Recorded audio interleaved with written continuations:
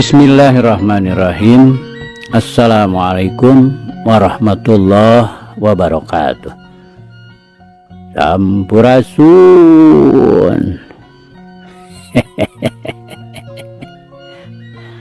Damang kanca. Alhamdulillah nuhun ramang makanca. Dina danget ieu aya hibar pangdu ati sadayana. Mangga madep kum kasadayana. Mangga kanca urang keur ieu deui. Asmarani males pati. Biasana Bapak S. Sukandar.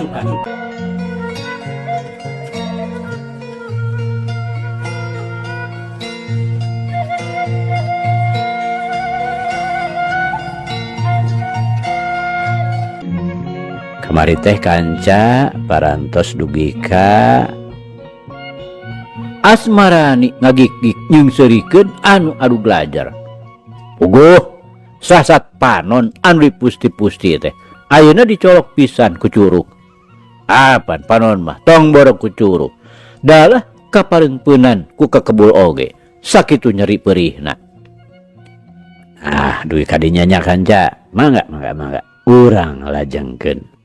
Kanca dangu sadayana ari Ki Bagira kanca anu keur tarung begalan pati jeung Ki Jarnawi sasat saimbang boh dedeg pangadegna boh dina wawesen katut jajatena.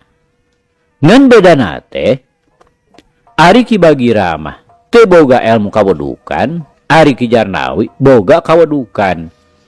Nepi ka Ki Bagira anu ngabulang baling bedogna dipake ngahakan badana Ki Jarnawi teh ukur diseungsirikeun ku lawana. Ayo Bagira gara beakeun tah wasen adika teh. Kop tah gara pilih ieu. Rek ti hareup bae hayang ti tukang prak. Gara pilih ieu kulit aing anu ipis. Kituna teh beres sabrut we Ki Jarnawi narajang. Bedogna dihembatkeun dina gerakan bulan sapasi. Dikewong ti luhur ka handap. Diarahkeun rek dipake nigas beheungna Ki Bagira. Ki Bagira ngajolelat ngejat, tapi oro kaya. Dasar kudu pinanggih jeung apes. Manehna titajong kana akar kiara. Atuh teu beda we. Ditangkal cau di luar bogolna. Anak koyang bobot we Ki Bagira labuh nangkuban. Geura sambat inung Bapak Silaing Bagira. Ayeuna oge beheung Silaing teh bakal sapatah hulu pisan jeung awak. Kiu. Bedog Ki Jarnawi dihembatkeun rek dipake ngahanca beheung Ki Bagira. Asmarani nepi ka peureum tina bakating ku teu asa nanjokeunana. Komo Ki Bagira mah harita teh ukur pasrah bari ngucapkeun asmana Gusti Allah. Pokna teh Allahu Akbar. Tapi nya sakitu ari sipating manusia mah ukur boga kahayang. Tapi takdir mah angin Allah anu kagungan. Bedog nu dihembatkeun ku Ki Jarnawi teh jojol ngoleweng we ka beulah katuhu. Lantaran teu bisa katahan ku gerakan bedogna. Nah atona jekuk teh bedog Ki Jarnawi ngahanca sirah Ki Maja anu aya di gigireunana beulah katuhu. Jaba kitu Ki Jarnawi oge ngagorowok bari kekerepengan. Tobat. Sarta durug we mundur bari muringis. Ret ka Ki Maja tumrapna teh kacida reuwaseunana. Tapi lain oge Ki Jarnawi kanca anu kasebut gegedugna. Mun ku kitu geus boboleh mah. Pangna manehna sabaturna hayang males pati oge.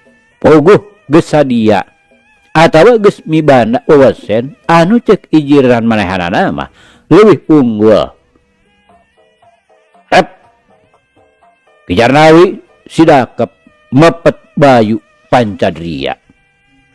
carek kidalang teh mah rep si dakep sinuku tunggal mapat bayu pancadria tekung silila gelebug teh angin puyuh lilimungan berang diluhureun tatangkalan kabireung aya tilu siit uncuing sarta disada ngelak dina luhureun tangkal kiara seot eta manuk teh nyerorot maksudna rek nyabet Asmarani jeung Ki Bagira tapi Ki Surawani tegempeur bogoh tadi oge basa Ki Jarnawi rek neuteuk beheungna Ki Bagira bedog Ki Jarnawi teh ukur dibentur we ku batu karikil sagede buah leunca nepi ka bedogna nyeleweng malah nepi ka antukna ngadek ka baturna sorangan.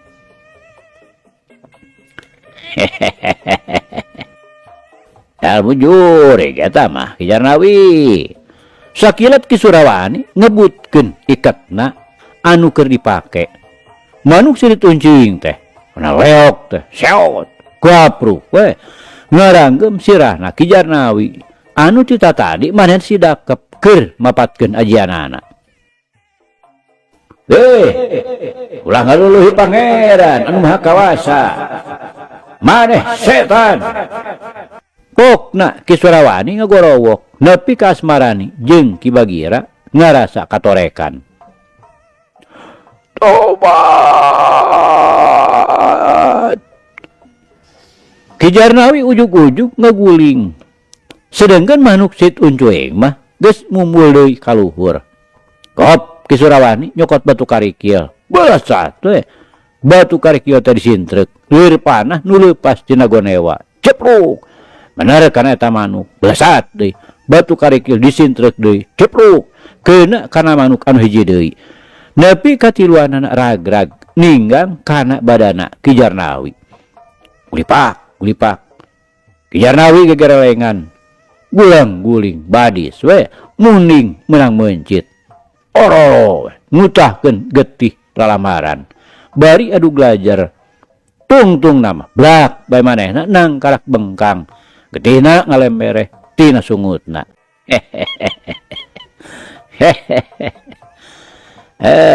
Senjata makan tuan. Beri koloyong we Ki Surawani nyamperkeun Ki Jarnawi anu keur gegerungan. Tilu manuk sit uncuing anu ninggang badana Ki Jarnawi dicokot sarta lung dialungkeun sarta pokna teh. Jing kade itu mah deh. Garahi berdei ka itu. Tong deket-deket ka dieu. Hari lung ari gelabar we manuk teh hibar deui. Tobat. Ampunun.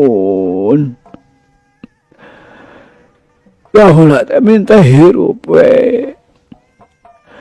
Kaula sumpah 7 paturunan moal rek wani-wani ka Andika atawa keturunan Andika. Mun kaula ingkar janji muga kaula jeung 7 paturunan kaula sing ulah dibere darajat ku pangeran. Bokna Ki Jarnawi bari nang karak bengkang teh manehna cumarita. Sedengkeun getih mah ngabeuleugeudeur ulaweran tina sungutna.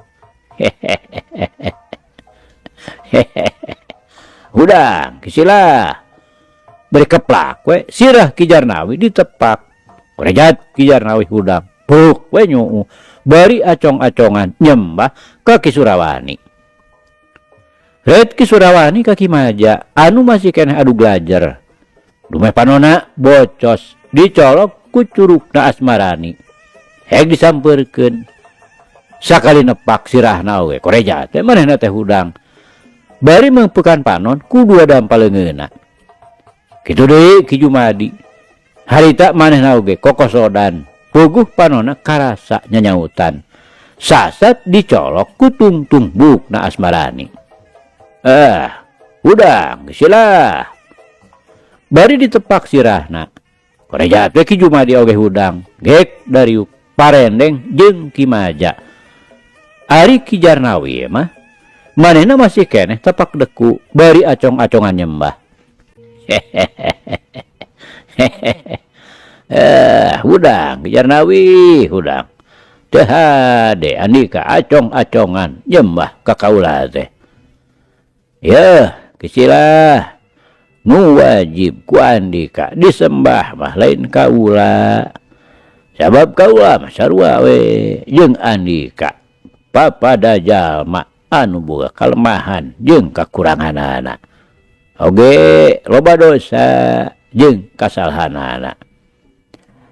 Tapi nu kudu disembah mah Gusti Allah nu kagungan bumi langit katut pangeusina. Kasuparandika.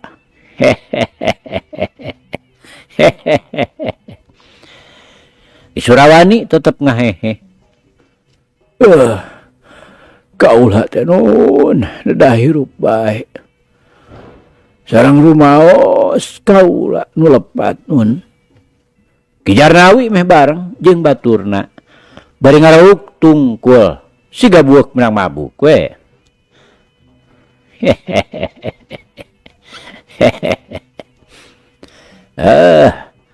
Kejar nawi Ki Maja jeung Ki Jumadi.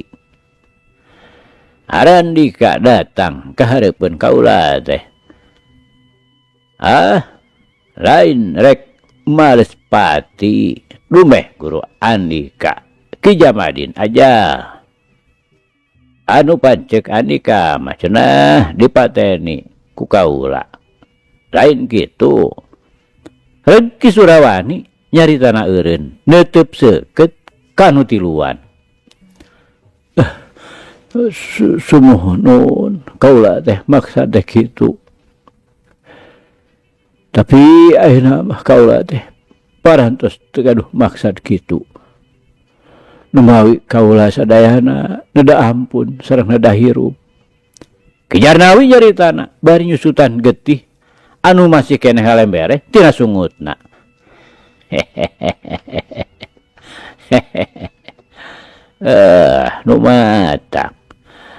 Numatak oge ulah sok ngumbar nafsu teu puguh. Geuning buktina Arandika teh cari laka bari ku polah sorangan. Andika Ki Jarnawi tadi teh pan ngagunakeun ilmu telu. Apan geuning kalah kamali ka diri Andika sorangan. Nepi ka meh-mehan ajal. Kitu deui Ki Maja jeung Ki Jumadi. Tapi ukur dicolok ku curug sareng dikepret ku buuk. Panun Arandika teh nepi ka barocos. Padahal Andika teh pan mun bisa hayang bateni murid kaula dua anak. Lain kitu. Ki Surawani malik neuteup seukeut ka Ki Maja jeung Ki Jumadi. Semua nun rumaos we kaula lepat. Kaburu teh ku nafsu. Pokna meh bareng.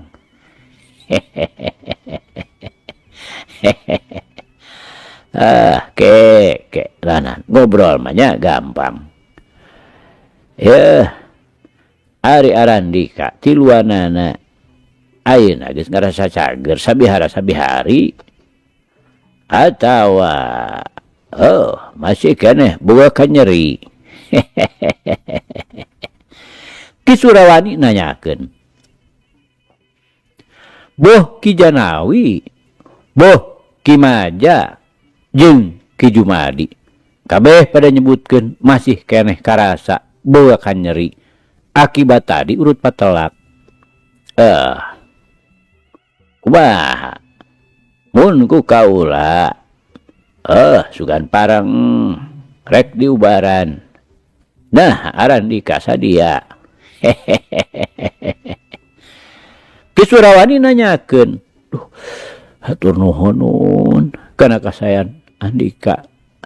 Upami karasa nyageurkeun kaula anu sakieu kaayanana. Pokna meh bareng." Kaula mah teu bisa nyageurkeun mah. Anging Allah Subhanahu wa taala nu marengkeun Andika calager kaula mah saukur syariat.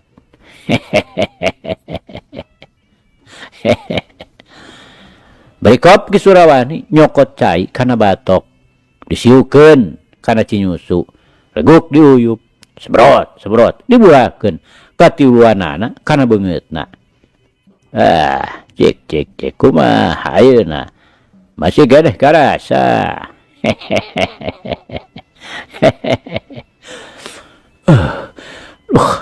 Hatur nuhun ayeuna parantos teu karaos naon-naon deui. Kituna teh bari tetep ngeluk tarungkul bangun anu kacidasieuna.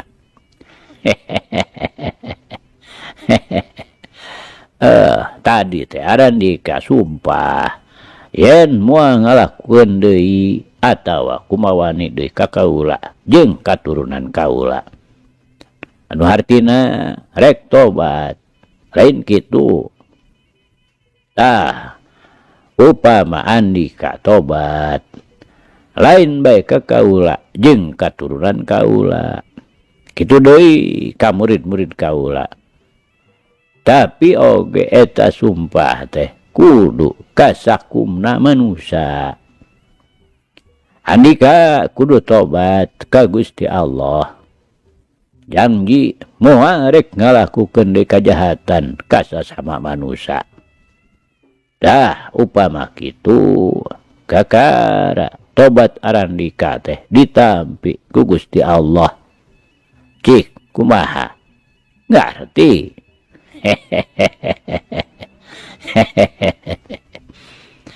Ki Surawani tetep ngahehe. Sumuhun kitu nuhun. Pokna meh bareng. Tah upama kitu cingan. Pok Arandika geura sumpah, geura tobat, ucapkeun kalawan ikhlas ku Arandika pribadi.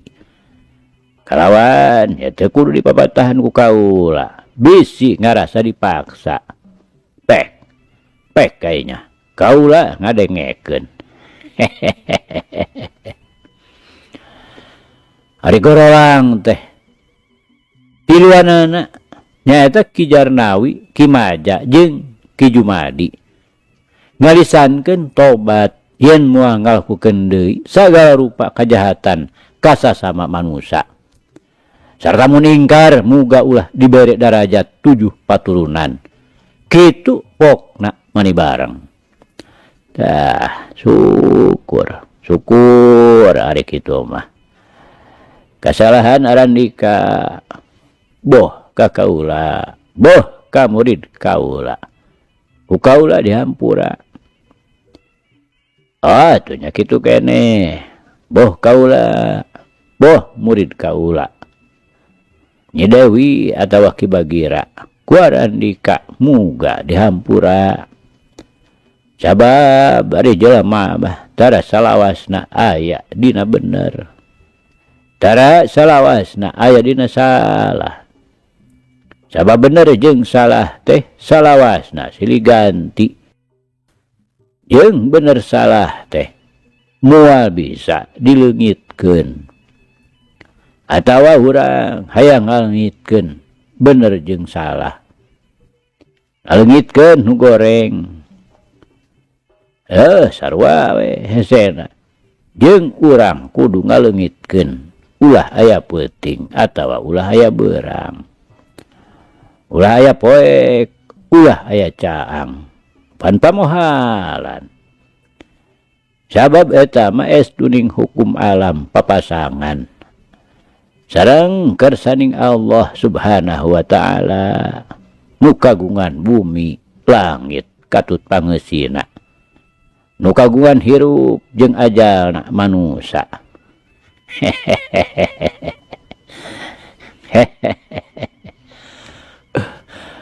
Sumuhun kahartos pisan nuhun, kahartos pisan.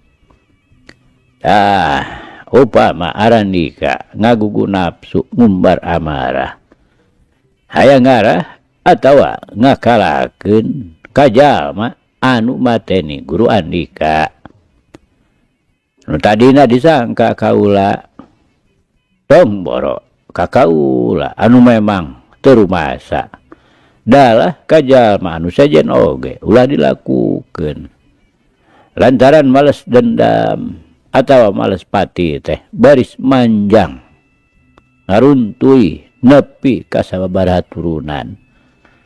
Terus tumerus silih pateni anu moal aya tungtungna. Ari hirup jeung ajal apan kabeh oge lain kahayang urang. Gerak pikiran ku Andika, nah samemeh Andika gumelar tina rahim indung. Geus inget yen baris gumelar ka alam dunya. Dang tuna oge moal. Kitu deui mangsa ajal. Najan ukur sababaraha menit nepi ka waktuna. Andika teh moal nyaho kana pipaeheun. Sabab jalma gering oge hayang cager, hayang hirup terus. Kusabab kitu hirup jeung ajal teh sarua bae. Kari kumaha urangna anu tumarima jeung sadar kana kakawasan Allah Subhanahu wa taala.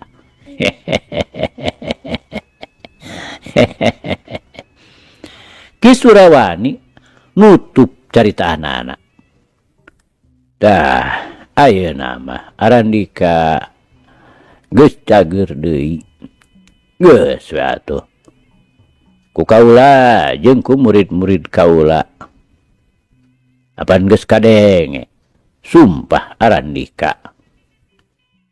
Malah tah ieu tangkal kai taneuh bumi langit pada nyaksian kana sumpah sarta tobat Arandika. Ayeuna mah pek we gerah harudang. Geura marulang deui ka lembur masing-masing. Geura urusanan anak pamajikan.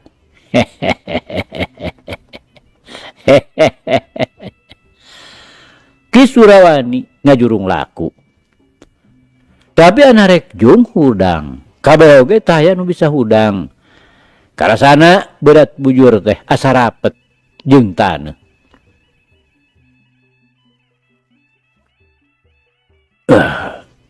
Iya anu daraosan teh bujur asa napal kana taneuh. Pokna. Jika atuh ayeuna mah moal napal deui geura. Nya we ari korejat nangtung teu sakara-kara. Atuh leos we marulang sabada sasalaman menta dihampura.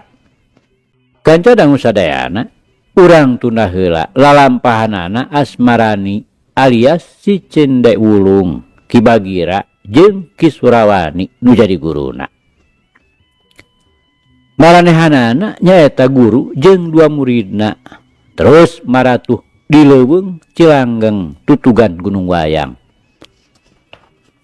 Asmarani nu kasohor si pendekar Cinde Wulung. Hiji mojang nu kacida telengesna. Kiwari sanggeus ngaguru ka Surawani, adat pangadatanana teh kacida robahna. Kitu deui Ki Bagira, anu tadina kasebut jadugna rampok gerot, ayeuna mah jadi babalik pikir. Ku kitu teh mah. Asmarani jeung Ki Bagira teh ku Ki Surawani dididik elmu ning hirup kumbuh jeung dididik elmu ning karohanian. Salian teh eta oge dina ilmu bitotama ditambahan deui ku rupa-rupa gerakan anu sipatna pikeun ngabela diri. Bari dibarengan ku rupa-rupa bag-bagan kalemesan budi. Upama diukur jeung pangabisana meunang ngawarah Ki Surawana nu jadi akina di padepokan Dungus Maung. Asmarani teh kiwari leuwih hebat sababaraha ti keleun pangarti bawana. Kitu deui Ki Bagira. Kiwari sasat bisa dipakai pananggehan. Kanca dangu malikan carita nugas katunda. Naratama anakna Ki Sapta ti padepokan Lengkob Gunung Haruman. Sabada Naratama dielehkeun ku Asmarani si Cindewulung. Nepi kasasat manehna kawiwirangan. Calana kolorna ngaborosot, dumeh talina disontek ku pedangna Asmarani. Tapi di satu kangen rasa dendam teh nyata hayang ngakalakeun pikeun males kanyerina. Dina batina ngagurat aya rasa tresna, rasa cinta ka Asmarani anu dianggap musuh, tapi ngan manehna sorangan anu mikahayang kituna teh. Sasat cau ambon di korangan, kanyere kapipir-pipir. Naratama sasat ambon sorangan, awewe teu mikir-mikir. Ogo we pikeun Naratama mah kitu kaayaan teh kacida baluangna. Sasat netek semplek nincak semplak. Nu tadina menang tugas ti bapana nyaeta Ki Sapta gegedug rampog gerot ti padepokan Lengkob pikeun nyangkala Ki Bagira. Ayeuna mah jadi kapopohokeun, malah jadi leungit sumanget. Ari pangna kitu teh lantaran Ki Bagira geus kanyahoan kiwari teh babarengan jeung Asmarani. Sedeng apa Naratama sasat boga kaping buri, aya pikir kadua leutik pikeun miharep Asmarani. Ngan bae tumrapna ka Naratama mutuh matak lieur 7 kuriling. Dumeh nepi ka harita henteu kapanggih kumaha jalana. Sabot Naratana lempang sakaparan-paran. Sasat nuturkeun inung suku teh sanyana. Tepuguh nu dijugjug. Antukna anjog ka hiji leuweung geledegan, tutugan Gunung Lakutak. Naratama teu inget yen lalampahanna teh mipir pasir mapai wahangan nu paselang jeung jurang jungkrang anu walung kawing. Kerjongjon lumampah bari pikiranna mah kamana boa. Teu puguh nu dipikiran lantaran keur kabumbulengan ku Asmarani ngojang geulis lain pupulasan. Sabat keur kitu serog pasarandog jeung opat jelema anu barosongot. Rupanana mutuh matak pikasieun. Pakaianana kabeh saulas hideung, kumisna baraplang, kitu deui godegna ngajardig. Dina cangkengna masing-masing bedog panjang ngagaraplek dibeungkeut ku sarung poleng. Hei, istilah. Eureun kaula rek nanya. Pokna nu saurang jigana mah gegedugna sabab ka tembongna pang bosongotna. Lantaran kadenge aya nu nanya sarta ngeureunkeun. Nu memang harita teh taya aya jalma sejen deui anu ngaliwat kalebah dinya. Atuh reg we. Naratama ngarandeg eureun bari malik ka tukang. Breh weh nu opatan teh keur ngagilir-gilir bedogna.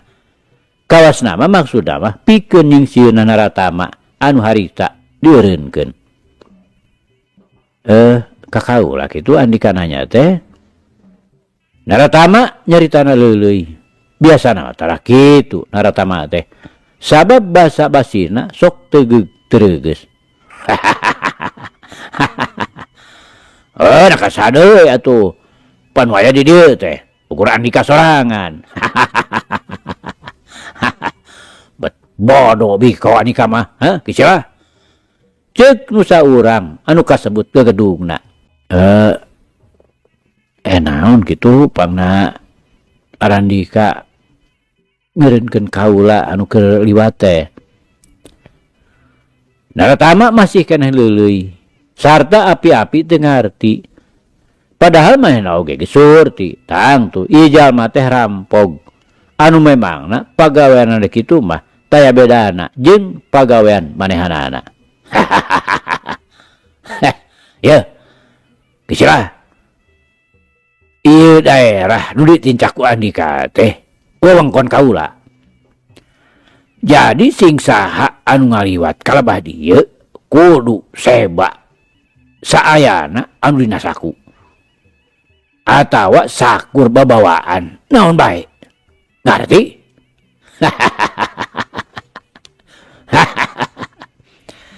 Cek ke gedungna anu gadona jemros ku jangot. Nu taya lian tibah madari.